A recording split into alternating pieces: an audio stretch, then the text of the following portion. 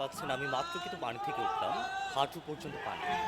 একটা খেলার মাঠে পানি জমবে বর্ষাকালে এটা মানে বাংলাদেশের ক্ষেত্রে এটা কিন্তু মোটামুটি স্বাভাবিক। কিন্তু পানি কতটা জমবে? একটু কাদামাটি হবে, একটু হালকা পানি জমবে, আবার একদিন পর আবার সেটি নেমে যাবে, তাই না?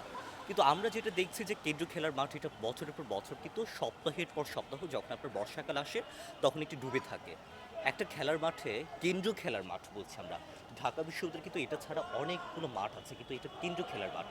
এটা গুরুত্ব তাহলে আপনারা বুঝতে পারছেন। সেখানে আপনার সপ্তাহের পর সপ্তাহ আপনার হাঁটু পর্যন্ত পানি জমে থাকে।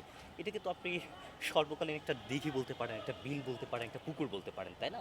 তো সেই জায়গায় আমরা একটা প্রতীকী, একটা প্রতিবাদ আমরা করলাম এই মাঠে, যেটা আপনার পুকুর বিলে পরিণত হয়েছে পানি জমে।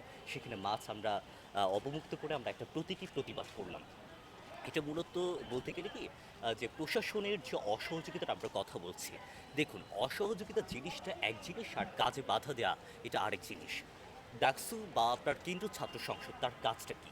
তার কাজটা হচ্ছে যখন ছাত্র প্রতিনিধি যারা নির্বাচিত হবে তারা কি করবে? তারা শিক্ষার্থীদের অধিকার নিয়ে কথা বলবে। তারা যেখানে যেখানে বৈষম্যের শিকার হচ্ছে বা যেখানে দাবি আদায় করা দরকার সেখানে তারা দাবি আদায় করার জন্য ভয়েস রেজ করবে, তাই না? এখন প্রশাসনের কাজটা কি? ট্রেজারারের কাজটা কি? একজন কোষাধ্যক্ষ তার কাজটা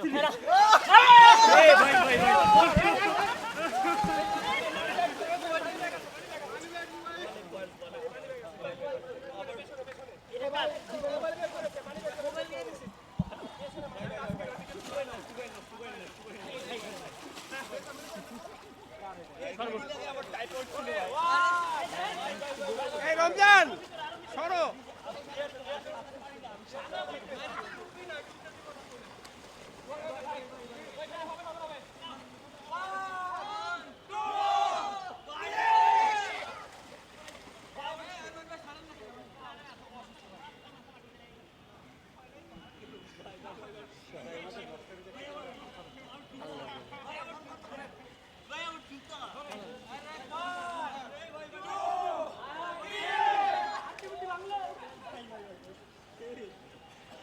না চলে না ভাই।